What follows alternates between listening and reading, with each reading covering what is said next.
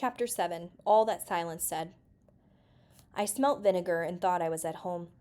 My father always brought us back fish and chips for supper on Fridays, and he loved to soak his in vinegar. The whole house would stink of it all evening. I opened my eyes.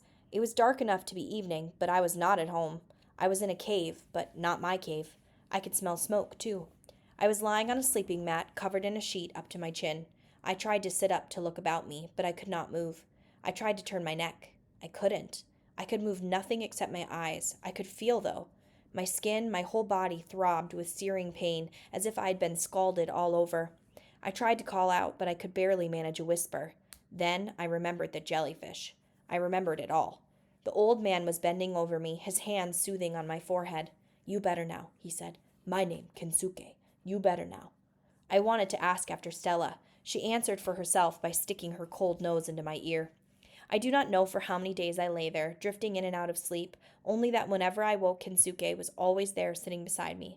He rarely spoke, and I could not speak, but the silence between us said more than words. My erstwhile enemy, my captor, had become my savior.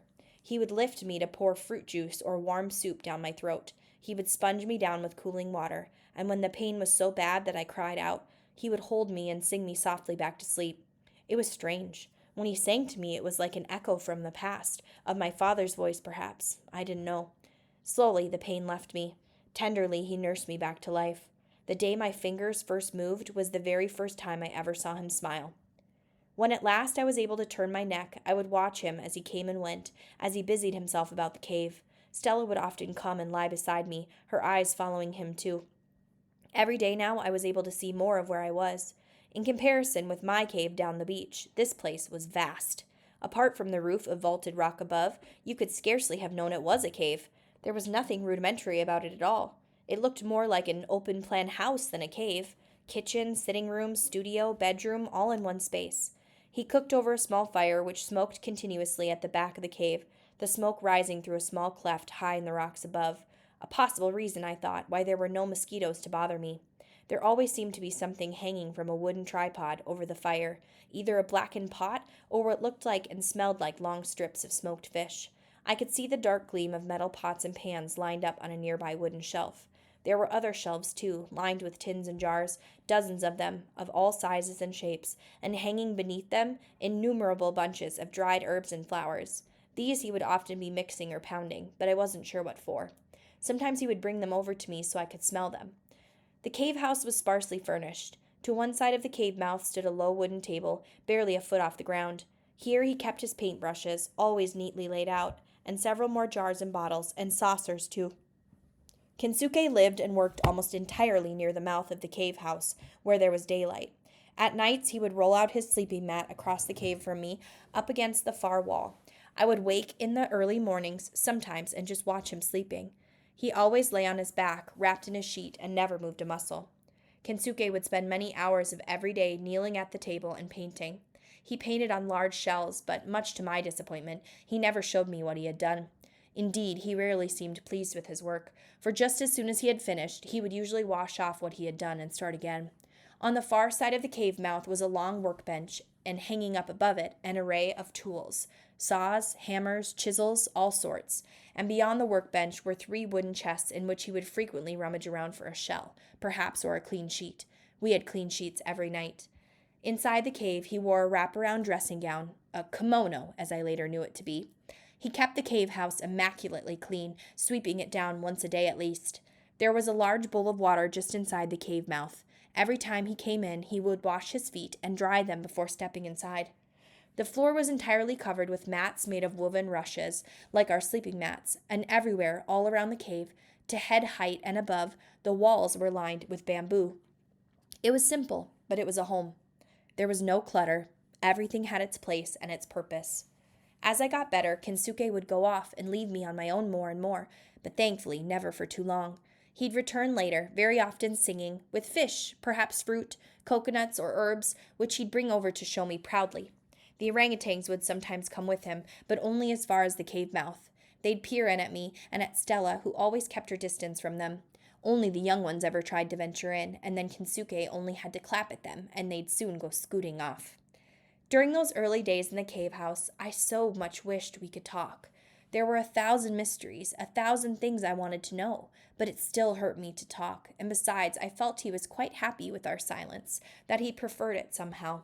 He seemed a very private person, and content to be that way. Then one day, after hours of kneeling, hunched over one of his paintings, he came over and gave it to me. It was a picture of a tree in blossom. His smile said everything. "For you, Japan tree," he said. "I, Japanese person." After that, Kensuke showed me all the paintings he did, even the ones he later washed off. They were all in black and white wash, of orangutans, gibbons, butterflies, dolphins, and birds, and fruit. Only very occasionally did he keep one, storing it away carefully in one of his chests. He did keep several of the tree paintings, I noticed, always of a tree in blossom, a Japan tree, as he called it, and I could see he took particular joy in showing me these. It was clear he was allowing me to share something very dear to him. I felt honored by that. In the dying light of each day, he would sit beside me and watch over me, the last of the evening sun on his face. I felt he was healing me with his eyes. At night, I thought often of my mother and my father. I so much wanted to see them again, to let them know I was still alive. But strangely, I no longer missed them. In time, I found my voice again. The paralysis gradually lost its grip on me, and my strength flowed back. Now I could go out with Kensuke whenever he invited me, and he often did. To begin with, I would squat on the beach with Stella and watch him spearfishing in the shallows. So still he stood, and his strike was lightning fast. Then one day, he made me my own spear. I was to fish with him. He taught me where the bigger fish were, where the octopus hid under the rocks, how to stand still as a heron and wait, spear poised just above the water, my shadow falling behind me so that the fish were not frightened away. I tell you, spearing a fish for the first time was like scoring a winning goal for the mudlarks back home. Just about the best feeling in the world. Kensuke seemed to know every tree in the forest, where all the fruit grew, what was ripe and what was not, what was worth climbing for. He climbed impossibly tall trees, nimbly, foot sure and fearless. Nothing in the forest alarmed him, not the howling gibbons swinging above his head to drive him off their fruit, not the bees that swarmed about him when he carried down their comb from a hollow high in a tree. He used the honey for sugaring and bottling fruit. And always his family of orangutans came along, shadowing us through the forest, patrolling the tracks ahead, scampering along behind. All Kensuke had to do was sing, and they'd come. They seemed almost hypnotized by the sound of his voice. They were intrigued by me and Stella, but they were nervous, and we were nervous, and for the time being, we kept our distance from one another. One evening, quite unexpectedly, as I watched Kensuke at his fishing, one of the young ones clambered onto my lap and began to examine my nose with his finger, and then he investigated my ear. He pulled it rather harder than I liked, but I didn't yelp. After that, the rest followed suit, using me as if I were a climbing frame. Even the older ones, the bigger ones, would reach out and touch me from time to time, but thankfully they were always more reserved, more circumspect. But Stella still kept a certain distance from them, and they from her. In all this time, I suppose I must have been some months on the island by now. Kensuke had said very little. The little English he did speak was clearly hard for him. When words were used between us, they proved to be of little help in our understanding of each other. So we resorted for the most part to smiles and nods, to singing and pointing. Sometimes we even drew pictures in the sand to explain ourselves. It was just about enough to get along. But there was so much I was burning to find out. How had he come to be here all alone on the island? How long had he been here? And how had he come by all those pots and pans and tools, and the knife he always wore in his belt? How come one of his wooden chests was stuffed with sheets? Where had they come from? Where had he come from? And why was he being so kind to me now, so considerate, when he had clearly resented me so much before? But whenever I ventured any such question, he would simply shake his head and turn away from me like a deaf man ashamed of his affliction. I was never quite sure whether he really did not understand or just did not want to understand. Either way, I could see it made him uncomfortable, so I probed no more. Questions, it seemed, were an intrusion. I resigned myself to waiting. Our life together was always busy and regular as clockwork. Up at dawn and down the track a little way to bathe in the stream, where it tumbled cold and fresh out of the hillside into a great cauldron of smooth rocks. We would wash our sheets and clothes here, too. He'd made me my own kimono by now, slapping and pounding them on the rocks before hanging them out to dry on the branch of a nearby tree. Breakfast was a thick, pulpy fruit juice which seemed different every day, and bananas or coconut. I never tired of bananas, but very soon became sick of coconut. The mornings were spent either fishing in the shallows or fruit gathering in the forest. Sometimes after a storm, we scoured the beach for more of his painting shells. Only the biggest and flattest would do. Or for Flotsam to join in the stack of wood at the back of the cave. There were 2 stacks, one clearly for firewood, the other, I suppose, reserved for his woodwork. Then it was home to the cave house for a lunch of raw fish, always delicious, and usually breadfruit, always bland and difficult to swallow. A short nap after lunch for both of us, and then he would settle down at his table to paint. As I watched, I became so engrossed that the failing light of the evening always came too soon for me. We would cook a fish soup over the fire. Everything went in, heads and tails, a different dozen herbs. Kensuke wasted nothing, and there were always red bananas afterwards, all I could eat. I never went hungry. When supper was over, we would sit together at the mouth of the cave and watch the last of the sun drop into the sea. Then, without a word, he'd stand up. We would bow solemnly to one another, and he would unroll his sleeping mat and leave me to mine. To see Kensuke at his work was always a wonder to me. He was so intent, so concentrated in everything he did. But watching him paint was best of all. To begin with, he would only let me kneel beside him and watch. I could sense that in this, too, he liked his privacy, that he did not want to be disturbed. On the table in front of him, he put out 3 saucers. 1 saucer of octopus ink. For Kensuke, octopuses were not just for eating. 1 saucer of water and another for mixing. He always held his brush, very upright and very steady in his hand, fingers down one side, thumb on the other. He would kneel bent over his work, his beard almost touching the shell he was painting. I think perhaps he was a little short-sighted. I would watch him for hours on end, marveling at the delicacy of his work, at the sureness of his touch.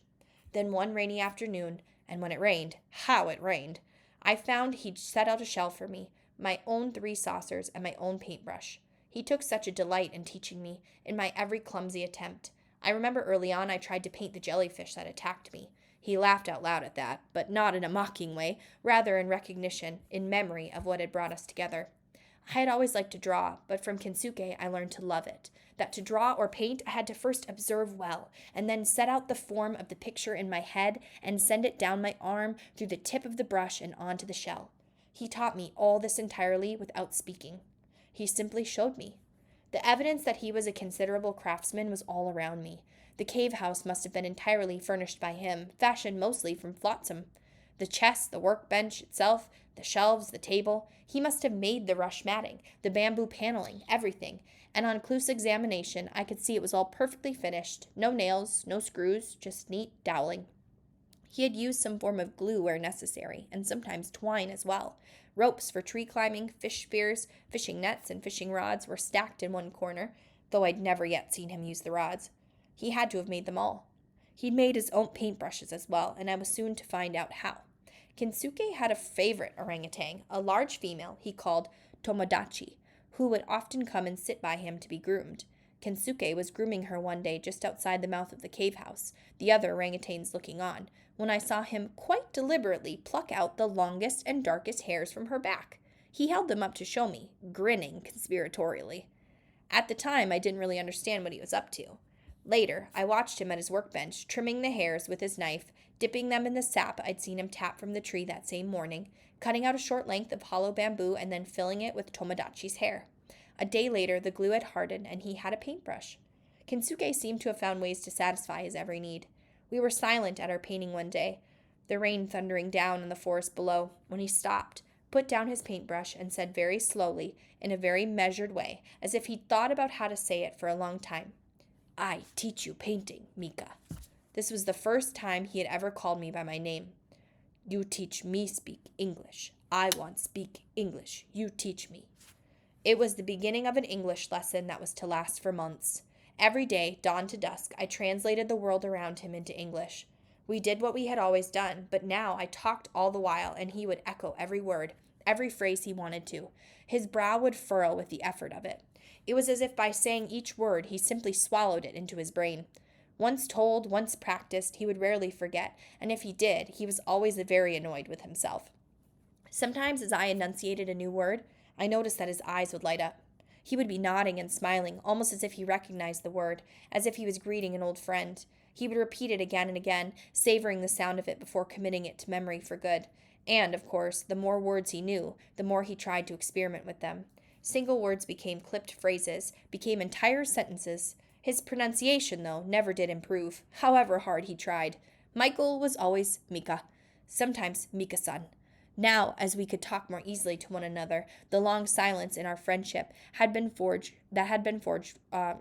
And silence in our friendship had been forged was over. It had never been a barrier between us, but it had been limiting. We were sitting by the cave mouth one sunset when he said, "You see now if I understand, Mika-san. You tell me story of you, where you live, why you come here my island. From baby to now, I listen."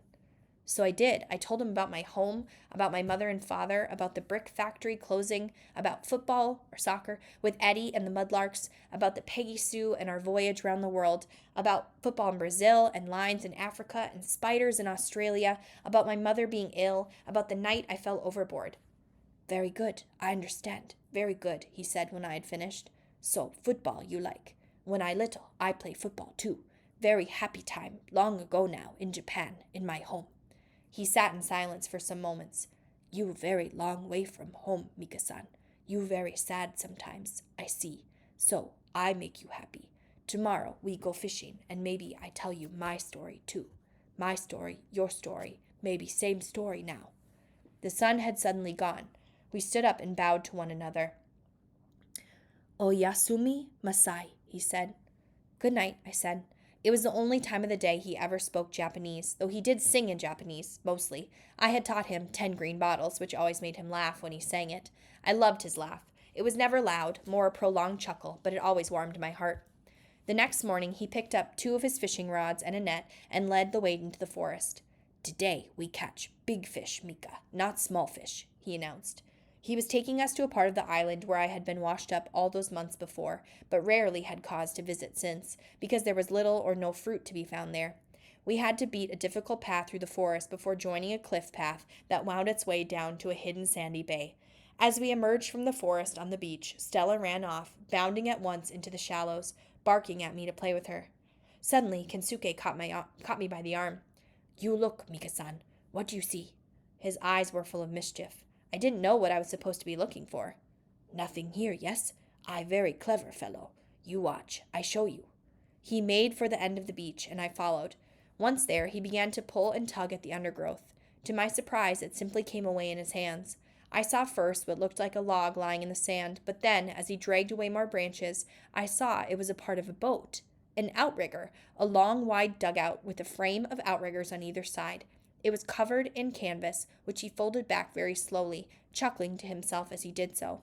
And there, lying in the bottom of the boat beside a long oar, was my football. He reached in and tossed it to me. It was softer now, and much of the white leather was cracked and discolored, but in places I could still just make out Eddie's name.